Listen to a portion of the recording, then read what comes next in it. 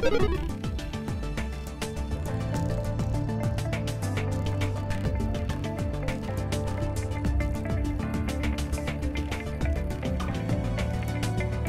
itu dadah? Dadah adalah ubat-ubatan yang berbahaya dan terlarang. Terdapat beberapa jenis dadah, antaranya ialah heroin, syabu, ganja, buah popi, ekstasi dan pil kuda. Ganja adalah antara dadah yang paling banyak disalahgunakan di Malaysia. Ini kerana ganja dianggap sebagai dadah rekreasi yang tidak menyebabkan ketagihan.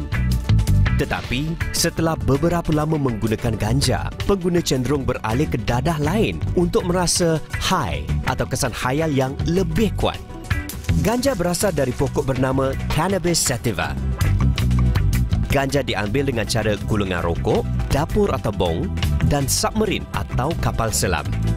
Jadi, apakah yang berlaku apabila seseorang mengambil ganja? Di dalam otak terdapat banyak saraf-saraf yang mengesan penggunaan ganja. Bahan kimia ganja merangsang saraf-saraf ini dan mengubah persepsi, mengakibatkan badan berasa dalam keadaan yang santai. Keadaan khayal ini dinamakan sebagai high atau stone. THC adalah bahan utama di dalam ganja yang menyebabkan perasaan ini. Ia mengakibatkan anda merasa lali dengan persekitaran dan waktu berjalan sangat perlahan. Pengguna ganja akan berasa cemas, curiga dan tidak boleh mengawal diri sendiri. Pengguna ganja biasanya tidak menyedari perubahan ini. Apabila kesan THC berkurangan, kesan high akan beransur hilang dan pengguna merasa mengantuk. Kajian ada menunjukkan bahawa perkembangan otak terbantut apabila ganja digunakan pada usia yang muda.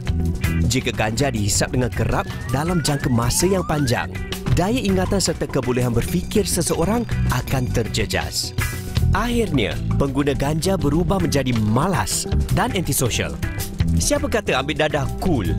Syabu adalah antara dadah yang menyebabkan ketagihan melampau. Syabu adalah dadah jenis perangsang atau stimulan yang menyerupai batu kristal. Ia juga dikenali dengan nama ais, batu, kristal dan kaca. Ia mudah didapati kerana ia boleh dihasilkan di makmal atau kilang haram di belakang rumah. Peralatan serta bahan untuk menghasilkan syabu pula boleh diperolehi di mana-mana kedai atau dibeli secara online. Syabu tidak mempunyai kegunaan perubatan. Cara pengambilan syabu dikenali sebagai chasing the dragon. Pengambilan cara ini boleh menyebabkan seseorang high dalam 5 hingga 10 saat kerana kesannya terus sampai ke otak. Apa yang terjadi apabila seseorang mengambil syabu? Otak manusia mempunyai pusat sistem ganjaran di mana dopamin dihasilkan, iaitu bahan kimia semula jadi yang memberikan ganjaran keseronokan apabila seseorang berbuat baik atau mencapai sesuatu. Syabu merangsang pembebasan dos dopamin pada kadar yang luar biasa.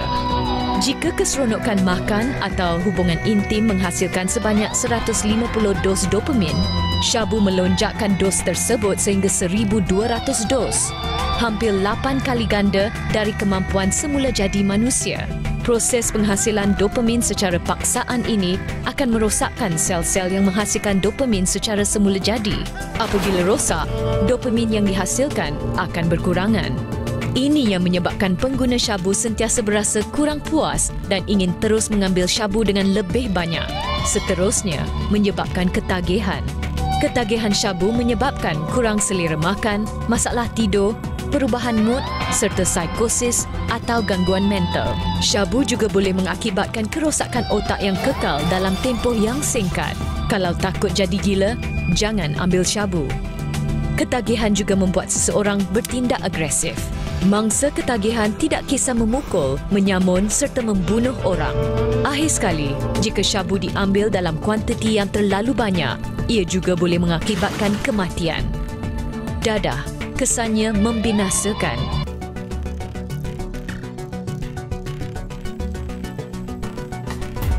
Pengambilan dadah akan meninggalkan kesan yang negatif. Manusia mempunyai sistem ganjaran di mana dopamin dihasilkan, iaitu bahan kimia semula jadi. apabila seseorang itu berbuat baik atau mencapai sesuatu. Dadah merangsang pembebasan dos dopamin yang luar biasa.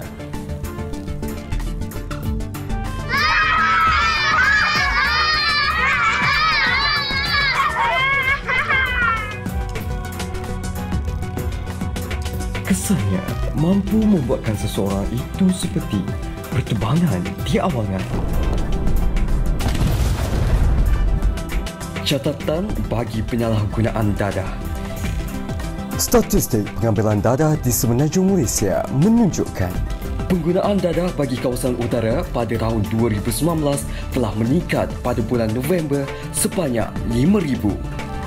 Sedangkan bagi pelajar lelaki pula mencatatkan pada 2018 seramai 1,500 orang, manakala pada tahun 2019 mencatatkan sebanyak 2,000 orang. Tak terlalu terjebak dengan dadah, ianya boleh dijatuhkan hukuman. Hukuman penjara seumur hidup di bawah Seksyen 39B dan 39E dalam kurungan 2 Akta Dadah Maut Bahaya 1952 atau akan disabitkan hukuman mati jika disabitkan kesalahan. Kesan pengambilan dadah boleh menyebabkan kanser paru-paru, berat badan menyusut, kegagalan buah pinggang dan serangan jantung. Menurut kajian, angka kematian akibat dadah mencapai 30% kematian setiap hari. Perkara yang kita boleh lakukan untuk menghindari dadah ialah berhati-hati ketika bergaul, rajin beriadah, jangan melawan cakap orang tua dan jangan sesekali mencuba. Dadah kesannya membinasakan. Minggu PPDA peringkat sekolah, saya ingin menyampaikan sedikit mesej dan nasihat kepada guru-guru, pacutangan, murid-murid sekolah dan juga ibu bapa berkenaan isu dadah. Jadi apa yang kita faham dengan isu dadah ni, dadah ini adalah musuh nombor satu negara. Bukan sekadar di peringkat dewasa, malah sekarang sudah menular kepada peringkat sekolah, iaitu murid-murid sekolah. Jadi saya percaya di peringkat sekolah tidak ada yang terlibat dengan penyalahgunaan dadah, tetapi saya percaya ada di kalangan murid-murid yang terlibat dengan rokok dan juga menghisap rokok dan juga vape. Jadi nasihat saya terutama kepada murid-murid Sekolah Kebangsaan Jalan Geni 1 supaya tidak terlibat dengan penyalahgunaan dadah, rokok dan juga vape. Dan juga nasihat saya kepada ibu bapa supaya memantau pergaulan anak-anak di rumah supaya tidak terjebak dengan penyalahgunaan dadah, rokok dan juga vape. Salah satu punca inilah murid-murid atau anak-anak ni terlibat dengan salah guna dadah dan juga rokok dan juga vape di peringkat sekolah. Jadi saya nasihatkan kepada murid-murid, terutama murid-murid Sekolah Kebangsaan Jalan Geni 1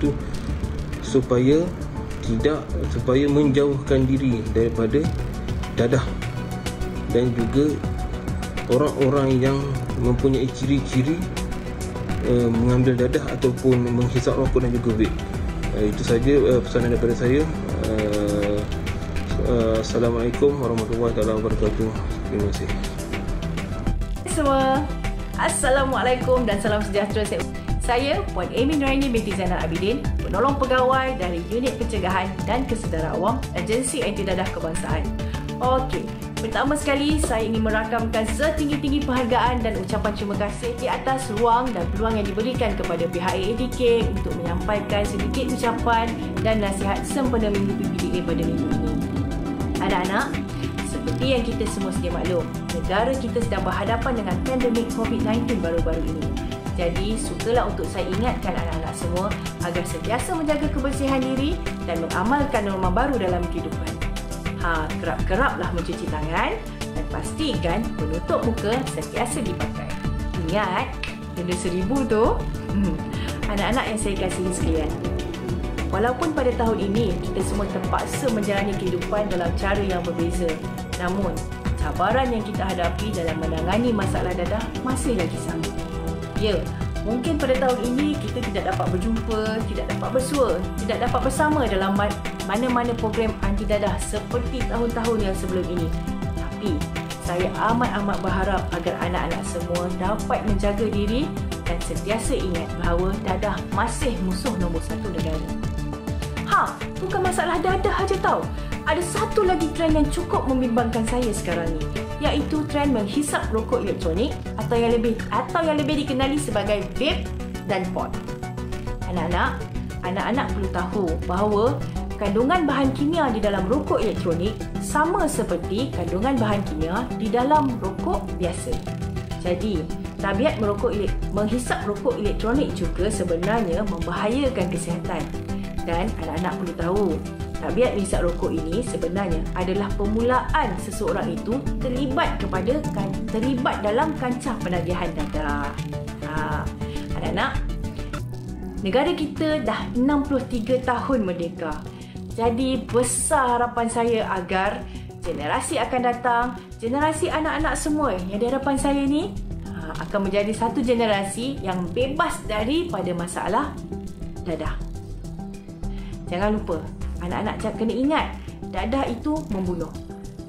Dadah bukan saja membunuh masa depan anak-anak, tetapi juga membunuh harapan ibu dan bapa yang telah membesarkan anak-anak selama ni. Okey, jadi akhir kata daripada saya, sama-samalah kita berdoa agar negara kita segera pulih dan bebas daripada wabak COVID-19 ni. Dan adik-adik kena ingat, anak-anak kena ingat ya, merokok tu tak cool, vape pun tak cool, pod pun tak cool. Jalani hidup sihat tanpa dadah. Okey, sekian. Semoga kita berjumpa lagi pada lain masa. Bye.